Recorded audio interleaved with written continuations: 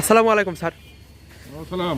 Sir, ওই যে আমরা একটা গরু দেখতে পেলাম যে আপনার এই নির্দেশে আপনার কিছু ট্রিটমেন্ট দিয়েছেন আপনি, তো এই গরুটার কি সমস্যা দেখা দিয়েছে বা কিসের জন্য? আসসালামু আলাইকুম। দেশ ও দেশের বাইরে যে যেখান থেকে আমাদের এই চ্যানেলটি দেখছেন সবাইকে জানাই কৃষি অনুশীলন ইউটিউব চ্যানেলের পক্ষ থেকে শুভেচ্ছা ও অভিনন্দন। তো দর্শক বন্ধুরা, আজকে আমি আপনাদেরকে জানাবো যে এক ভাইয়ের গরু এসে গরু দেখতে পাচ্ছেন যে আপনারা অনেক ভাই প্রশ্ন করেছেন যে গরুর সমস্যা দেখা দিচ্ছে। তো আজকে আমি আপনাদেরকে জানাবো যে এই গরুটার কি সমস্যা দেখা দিয়েছে এবং গরুটার সমস্যা দেখা দেওয়ার কারণে এর কি কি ট্রিটমেন্ট হবে। তো আজকে একজন কৃষক ভাই তিনি উপজেলা প্রাণী সম্পদ অধিদপ্তরে আসছে চিকিৎসা নিতে। তেনার গরুর মালিকটাকে আপনি আপনি মালিক আপনি আসসালামু আলাইকুম। আপনার এই গরুটার কি সমস্যা হয়েছে একটু যদি বলেন। সমস্যাটা গোটা কিনে লিয়েছি ধরেন ওই ফিরে হইল আর কি। খুরের রোগ যেটা বলে, হ্যাঁ। খুরা রোগ, সে খুরা রোগটা প্রথমের দিন দেখা দিয়েছিল। প্রথমে দেখা দিল গরু আস্তে আস্তে এরকম ঘা হইতে লাগতো। জি। ওই ঘা মানে হয় ওই একেবারে দুদিন একেবারে গ্যাস দিয়ে গরম পানিকে ধুয়ে দিই, তারপরে ডাক্তার। আচ্ছা, আপনি খুরা রোগ যখন হয়েছিল তখন কি চিকিৎসা করেছিলেন? না তখন চিকিৎসা করিনি। খুরা রোগের চিকিৎসা করেননি? মুখে কি লালা ধরছিল? আচ্ছা। লালা ধরছিল, খালি মুখ চপ চপ করছিল। আচ্ছা, এই গরুটা কতদিন হয়েছে কিনা আপনার? 1.5 মাস। 1.5 মাস। কোথা থেকে কিনেছেন? মেহেরপুরে। কত নিয়েছিল এই গরুটা? গোটা লিয়েছিল 36,000। এই গরুটার দাম 36,000 টাকা নিয়েছিল।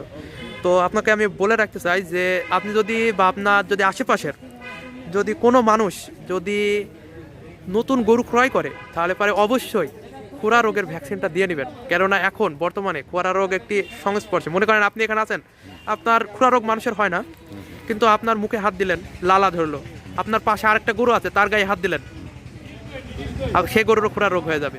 তার সাথে আপনার যদি আপনার গরুটা আছে খামারে যদি আরো গরু থাকে সব গরুর কিন্তু খুরা রোগ হয়ে যাবে। বাড়িতে খুঁড়ি একটা হইলে প্রায় গরুর হয়ে যায়, প্রায় গরুরই খুরা হয়ে যায়। গরু পুষি। জি, এই বিষয়টা আমাদেরকে লক্ষ্য রাখতে হবে যে গরু কেনার আগে অবশ্যই গরুর ট্রিটমেন্ট সম্পর্কে একটু জানতে হবে। এবং আপনাকে যেটা বললাম, নতুন গরু কেনার আগে অবশ্যই আপনি আপনার আশেপাশে যেই কেন আপনি বলবেন যে খুরা রোগের ভ্যাকসিনটা করেন। কিন্তু আপনি দেখতে পাবেন যে যতগুলা গরু আসবে দেখবেন সব গরু কিন্তু দেখবেন নতুন, আপনি দেখবেন একটু খেয়াল করে। আর আমরা তো এখানে সকল সময় আছি। তো দর্শক বন্ধুরা, আপনারা জানতে পারলেন যে কৃষক ভাইয়ের কাছ থেকে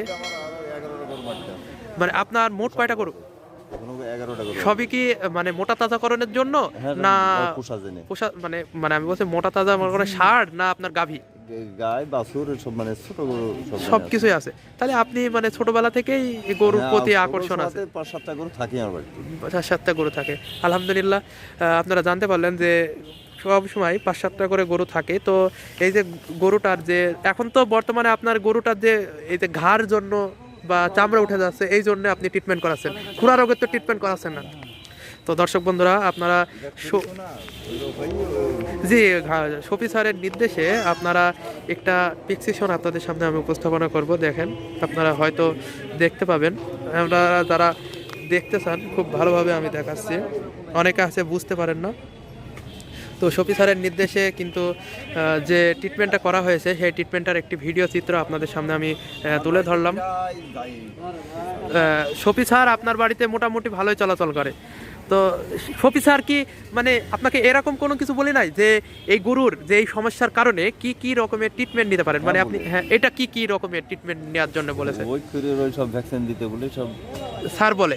এবং স্যার কি এটা বলে না যে খামার সকল সময় পরিষ্কার পরিচ্ছন্ন রাখবেন যেন মানে আপনার এগুলা কি বলে, এগুলো বলে। তারপরে কোনো মানে পয় নিষ্কাশনের যে গরুর যে যেটা আমরা বলি যে চুনা বলি, সেই চুনাটা পরিষ্কার করার জন্য একটি ব্যবস্থা রাখতে।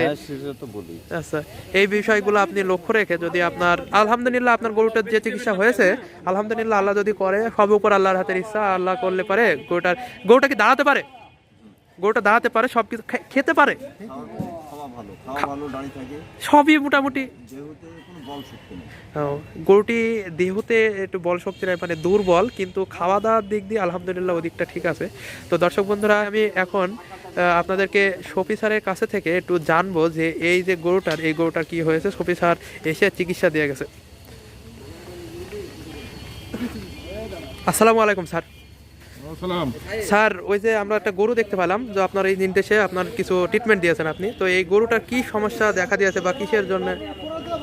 গরুটা খোরা রোগ ছিল আগে, খোরা রোগের কারণে ঘা ছিল, ঘাগুলা চিকিৎসা দিয়ে ভালো হয়ে গেছে।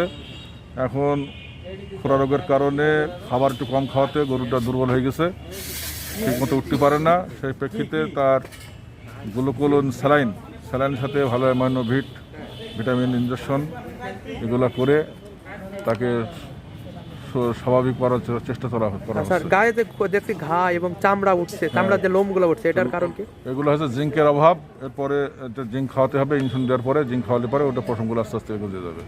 ধন্যবাদ স্যার। আপনারা জানতে পারলেন যে স্যারের নির্দেশে যে রকমের ট্রিটমেন্ট হয়েছিল এবং তার বিশদ আকারে যে গরুটির কি সমস্যা হয়েছিল কিন্তু বিশদ আকারে আপনাদেরকে জানালাম। তো দর্শক বন্ধুরা, এরকম গরুভিত্তিক ভিডিও আপনারা প্রতিনিয়ত আমাদের সামনে দেখতে চাইলে আমাদের এই চ্যানেলটি সাবস্ক্রাইব করে আমাদের পাশেই থাকবেন। আর আপনারা যদি কোনো রকমের আপনারা গরুর খড়কাটা মেশিন কিনতে চান, আমাদের সাথে যোগাযোগ করলে পারে আমরা আপনার গরুর খড়কাটা মেশিন দিয়ে দেবো এবং টাকা পয়সা আপনারা মেশিনটি হাতে পাওয়ার পরে আপনারা টাকা পরিশোধ করতে পারবেন। তো দর্শক বন্ধুরা, সকলে সুস্বাস্থ্য কামনা করে আজকে আমরা এখানে বিদায় নিচ্ছি। আল্লাহ হাফেজ।